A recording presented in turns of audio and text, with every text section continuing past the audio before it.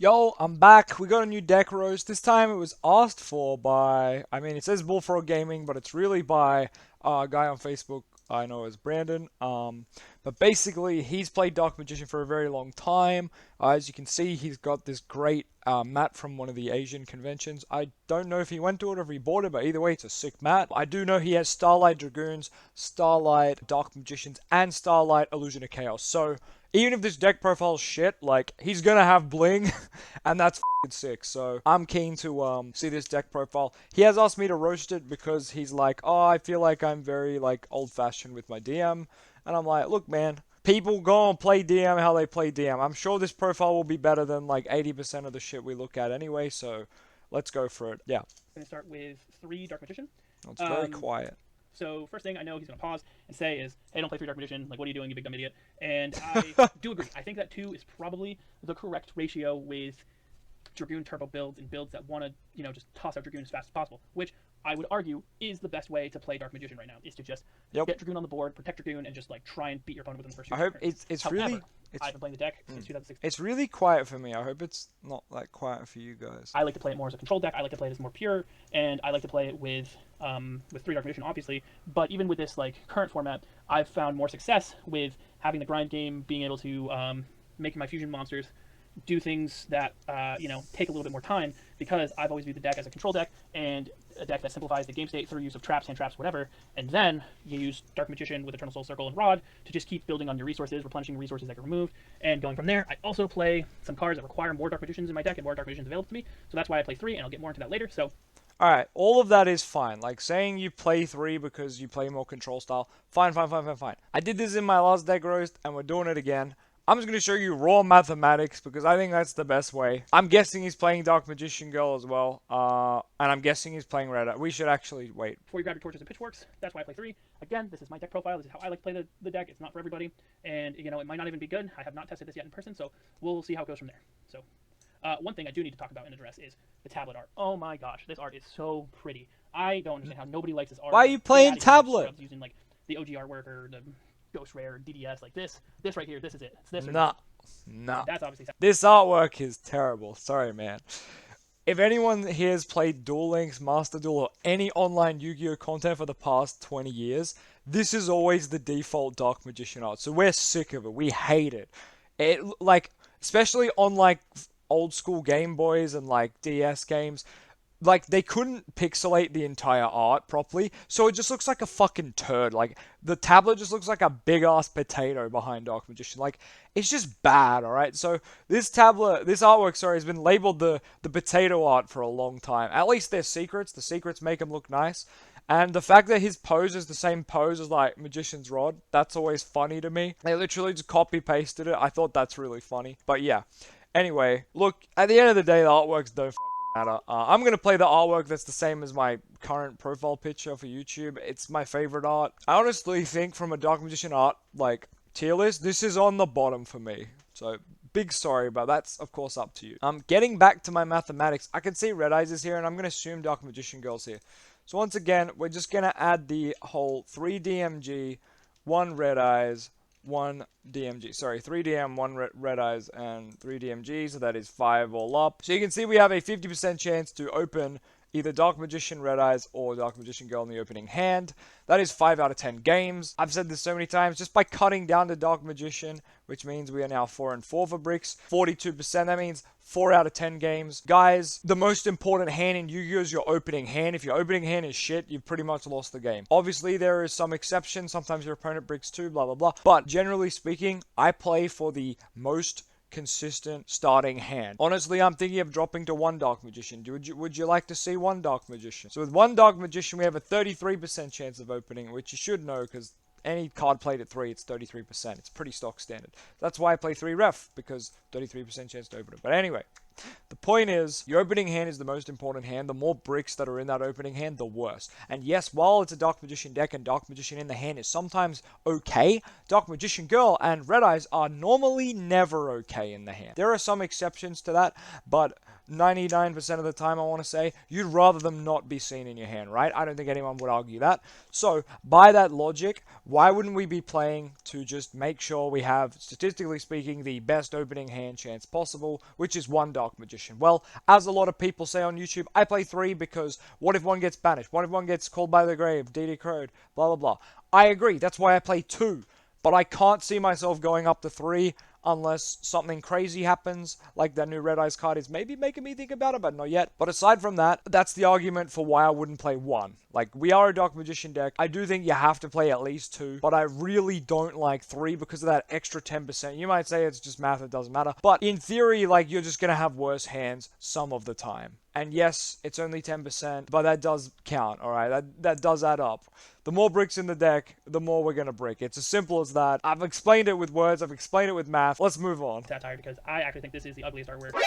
My actual favorite artwork and the artwork that I actually use in the deck is the anniversary jump promos. Okay, cool. Oh, thank God you're not actually using those. Thank God you're using jump promos. They are beautiful. Jump promos are sensational. I don't own them. If I did, man, I would play them. They're beautiful. This is a good reason to play 3DM, just having pretty artworks. But anyway, getting back to the DM artwork tier list. So my take on the Dark Magician Bandai art is, 1, I think the original, like when people are selling the original Bandai card, I think it looks like dog shit. I'm like, it looks crap. It's terrible. But when I see the new one, yes, to me, I think it's perfect because I'm like, wow, it's a reference to like an older thing. So it triggers a little bit of nostalgia, even though I didn't know that card existed for years. Anyway, it's still like, wow, it's the original Dark Magician, but it doesn't look like shit. It's a modern version. It's a modern take. So I do dig it. But also, like, this artwork's absolutely sensational. So go off. I think this is the best art, but that's enough about the artwork. However, I will say, if you are going to play the tablet art, you have to use PCY. If you don't use PCY, yeah, those that's the true. Power of Chaos. I think that's what it is. It's the video game promo from a while back. It's the same like parallel rarity like DDS, but it's not DDS. They're much cheaper. But if you're going to use tablet art, you have to use this. Otherwise, you're doing it wrong. I agree with that. Like, the tablet art's ugly. If you're not at least playing the highest rarity tablet art, like, go home. There's ultis of this. They look terrible. I absolutely hate them. They're like $2. It's like, it's $2 for a reason. It looks like shit. So, moving on. 1 Red Eyes. Dragoon is good. Dragoon is the best thing the deck can do. Cool. Play Red Eyes. Nice. I play 1. I want to play 2. Nice. At 1 for now because I think 2 might be a little insane. But cool. This card's Don't cool. tell I know me. it loses to... Don't tell me he's not playing DMG because I did that calc with her included. But anyway, you know the mathematics. It's not hard. Veiler. I know it loses to Chalice. I know it loses to Imperm. But if they're imperming Chalice or Veiling this, they're not imperming Chalice or Veiling your Vete, and I am totally okay with this just being a yeah, that's true. That can potentially make a Dragoon before you make your Dragoon, or it eats a hand trap. So that's why I played at 1. The only downside is when, like, you genuinely don't have a way to get to that Anaconda after. That is the saddest feeling. I've passed on Tomias a couple of times, and it's like, bruh. And a lot of people are like, oh, I'd rather pass on that than Anaconda, but it's like, guys, you really wouldn't. you really just don't want to do either. I want to play it at 2 for other reasons in my extra deck, but for now, playing it at 1. I think if you play the 1 and the 1 secrets, like, it's fine. Oh, maybe he isn't playing DMG. Well, you can change that calculation to the one with only 4 bricks then, because I guess that... I do think, like, it's fine to play 3DM and then just not play the other brick, you know, not go for that extra draw 2. I think that's fine. I'm greedy, you know, I like the draw 2. 3 Illusion of Chaos. Oh, there is DMG, never mind, she's there. We all know what it does. Searches everything in our deck. Oh, these are Starlight. That's so beautiful. I'm so sad you have a terrible webcam right now, Brandon. Like, I don't care normally, but we just can't see these cards in their full beauty, and that is depressing.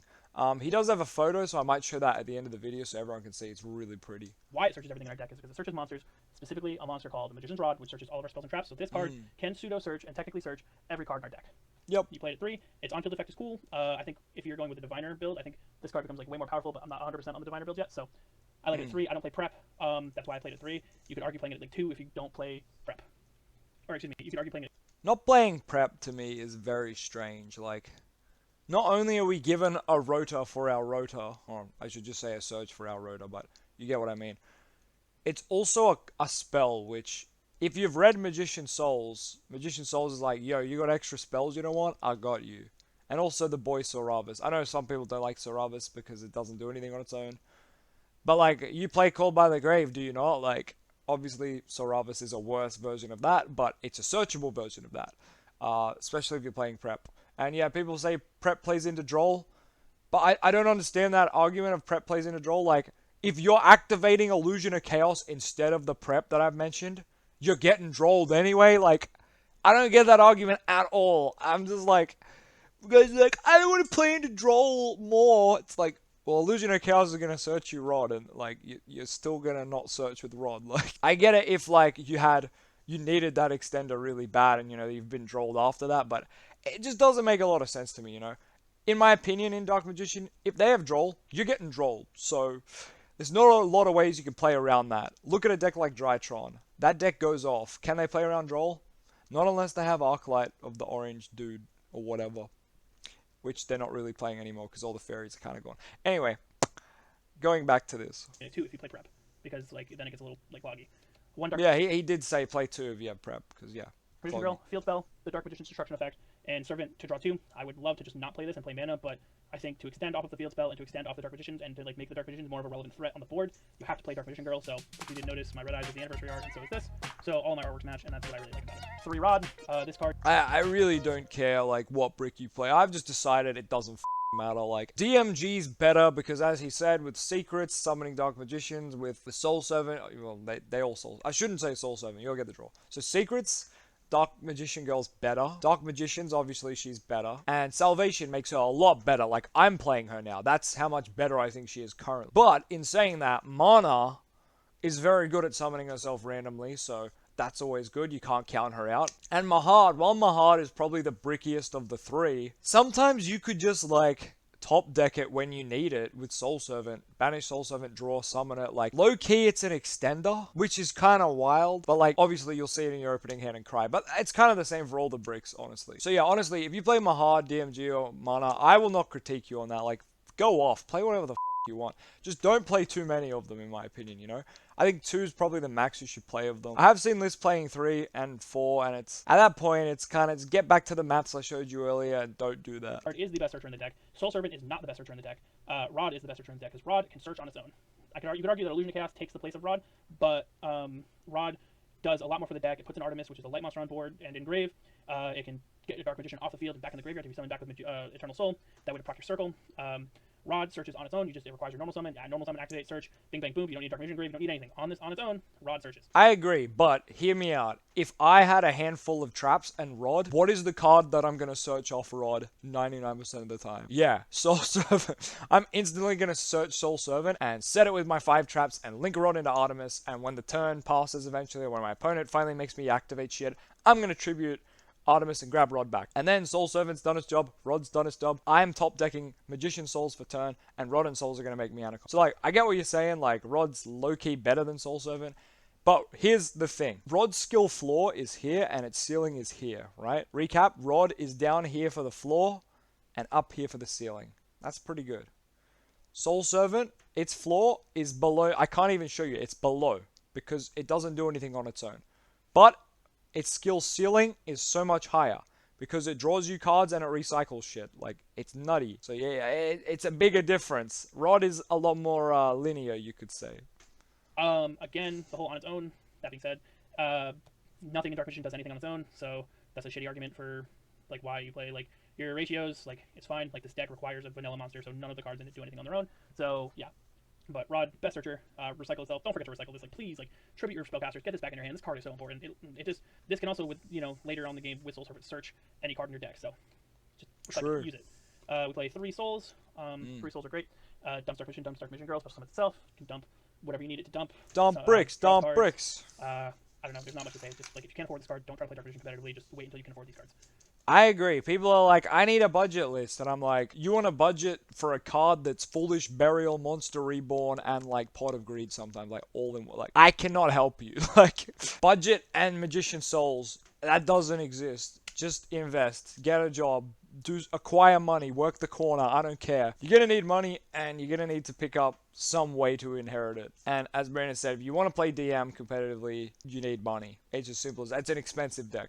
3 Princess Illusion Magician. Now, okay. This is why I play 3 Dark Magician, because I like this card. I think it's one of my favorite extenders. It's probably my favorite Dark Magician card of all time. All 3 of these are the jump promos. That's funny. I paid for one. The other 2 were gifted to me by like really close friends of mine. And I think she is a great extender. She protects Dragoon with her Honest effect. That's a good effect. The whole, like, she replaces the card she discards while adding a Dark Magician. So I think that's just really important. And so Apprentice is like a big hit or miss card for me. I feel like This card needed to be Dark Magician Girl. If this card identified as Dark Magician Girl, this would be like one of the greatest cards in our deck. But it doesn't because Konami stinky, I don't know. I mean, we also do want a card that's Dark Magician down the line that's better than this, but we do have that Illusion of Dark Chaos or whatever he's called, but he's kind of terrible now. He was okay when he came out, but he's kind of bad now. So I would be down for a new reprint of our Bricky cards, but that's a bit off topic. Anyway, Apprentice. I like it at 1 right now because it's highly searchable, but as Brent has said, he's playing 3 DMs, so he actually can, ideally you have a DM in hand with this, which sounds dumb, but I've felt that's how I like this card too. And you discard the DM, summon this effect, summon it, like grab another one. Surprisingly, that's a really good feeling, because in that instance, you're not going neg, got your body, and you've got your DM back. Like, I don't know, it feels good, and sometimes discarding in this deck is good. Like, when you open DMG, holy crap, opening Apprentice is amazing.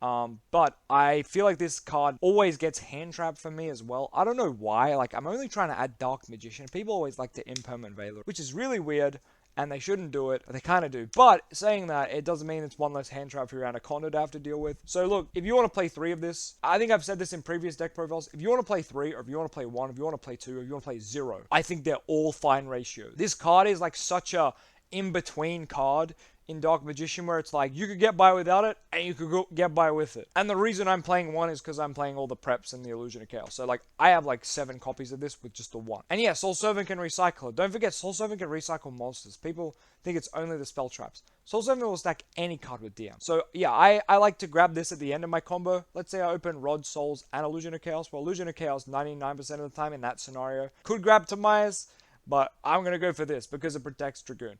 And I really like that. But yeah, as Brennan said, this is kind of better in his build of 3, so why not? It's an extender, cool. An in-archetype extender that can be searched off of Illusion of Chaos, so I like to play in-archetype extenders because they're all searchable and it makes the deck like a little bit more consistent in my opinion. It's not a Verite without normal summoning, like, the Skytracker engine. I was playing the Skytracker engine for a long time, but I think because of the addition of Illusion of Chaos and Tamias and everything else, I feel like that's less important, and I want to and because it seems like after you make that Verite, there's not much else you can do with whereas like with Apprentice, like you open multiples, you can special summon them, they're not once per turn, you can make a Narito on top of whatever else you're doing, so that's why I play true. 3, and yeah, you don't have to play 3, a lot of people are choosing to play 1, and that's fine, I like 3.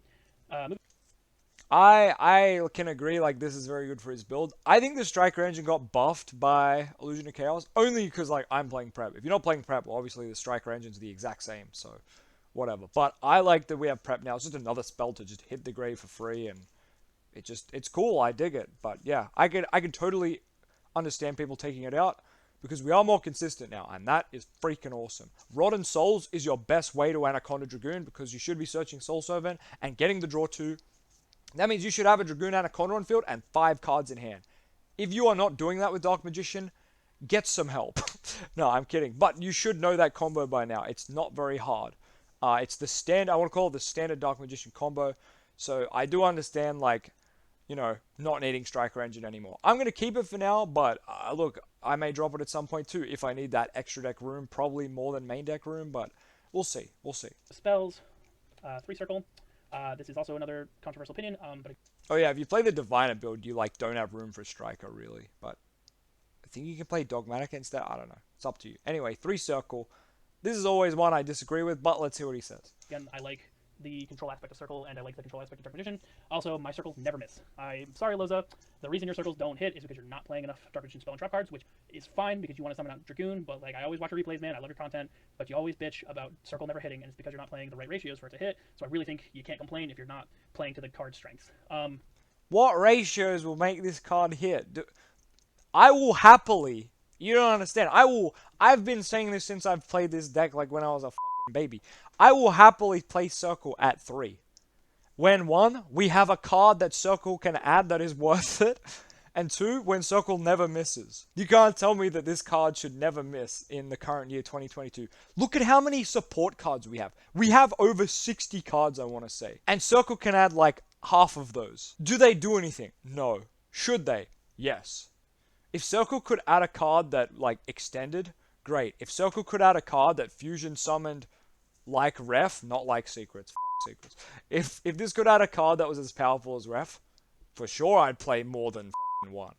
If this card could add anything relevant, in my opinion, I would play it at more than 1. I'm happy with it at 2 as well, but For 3, I think 3 is pushing it. 3 is where you want those cards that are always good. And Circle, I feel, is literally hit or miss. If you always hit your Circle, I assume one of 3 things. You're stacking your deck outside of Soul Servant, or you're lying, or I don't know, you're literally Yu-Gi-Moto, because me, with Circle, it don't hit. The scenario you described, I don't think it occurs that often. But, as you say, your Circle always hits. Show me the extra targets you're playing. I know you've got an extra Dark Magician. Outside of that, an extra Circle or 2. Outside of that, what extra cards could you possibly play that make your Circle always hit? Like, off the top of my head, it's 3 Circle, 3 Eternal, a Salvation or 2, and then like 2 to 3 Dark Magician, or 3 Dark Magician in your case, and then 3 Soul Servant. That's like 12 to 15 cards in the deck off the top of my head. And sadly, that's like in a 40 card deck, that isn't quite enough. Like, if you play Duel Links, I've played a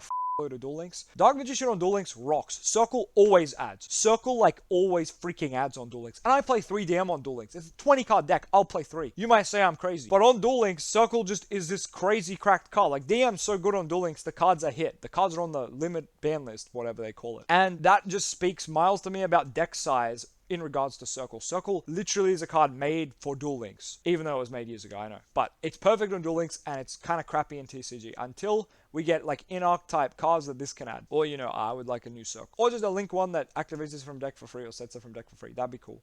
But anyway, I don't understand the 3 Circle thing, okay? I don't think I ever will. And I've played this deck a long, long time, so it doesn't come down to like, oh, you just have been playing the card wrong. Like, some people are like, oh, you're meant to use Soul Servant to stack with Circle. I'm like, I know.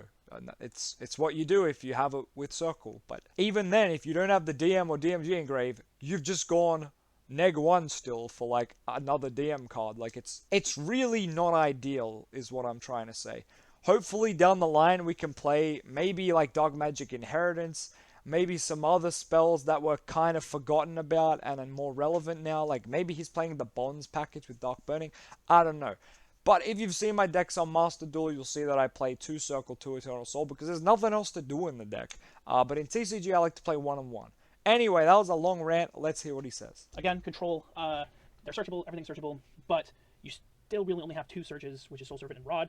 The deck is a 3-card combo, which is Circle, Eternal Soul, and Dark Magician. So you kind of got to open, or you just got to find a way to see one of these 3 pieces. And I think if you max out, or at least semi-max out on the 3 pieces, then you're more likely going to see them, because I would much rather have Eternal Soul, Circle, Dark Magician, Rod, and Grave than every turn with a Dragoon sometimes, or just like hand traps to back it up, or other interaction to back it up, than just a Dragoon with no follow-up with nothing else. So that's why I play 3 Circle. 3 Servant, self-explanatory, searches everything. Searches. As long as you have a Dark Magician Grave, can search anything, play 3, draw 2, draw cards. This card's really cool with Dark Magicians, and which is why I really like the fusion building, which is why I disagree with Secrets being a neg and the Dark Magicians being a neg, because if you can manage to get your Dark Magician and your Dark Magician Girl in Grave, or even just one of the 2, and you have a Dark Magicians on the board, this becomes an actual searcher, because you activate it, and then the Dark Magician draws the card that this searches, and then you banish to draw another card. So it replaces, not only does it search, but you also get that draw, which I think is better than just it on its... The problem with that as a concept is Secrets, you have to search it. And you could play more Secrets, but that's more bricks. Like, you literally just said, Dark Magician's a 3-card engine, right? You need Dark Magician. It's a triangle. I always say it's a triangle. You need Dark Magician at the top, you need Circle down here, and you need Eternal Soul here. You need those 3 cards, and Rod has to search for one of the 2. Soul Servant has to get one of the other 2, or, what the draw of Soul Servant as well. And then you just need to magically open the 3rd one, right? You need to magically have all 3 parts of the freaking Dark Magician triangle. So if Rod is searching Secrets, it means it's not searching one of the 3 parts, in my opinion. So take that as you will, but that's why I dislike Secrets as well. Like, it just contradicts the whole Dark Magician triangle, which we just established. You literally just said it yourself. I just call it something different. And I do agree with that. Like, Eternal Soul, Circle, Dark Magician, it's great. Is it game winning? No. Is it game winning backed up by other things? Yes. Anyway, moving on. So yeah, that's why I like the fusion build. That's why I think that that's why I think Secrets is important. That's why I like making the Dark Magicians. 2 Salvation. And once again, I play Secrets on Master Duel because there's no Dragoon, there's nothing else to do. Like, I play a heavier control build there. I think Secrets is fine. Have I opened it with no play? Yes. Have I searched it and made Dark Magicians and somehow slightly made a board?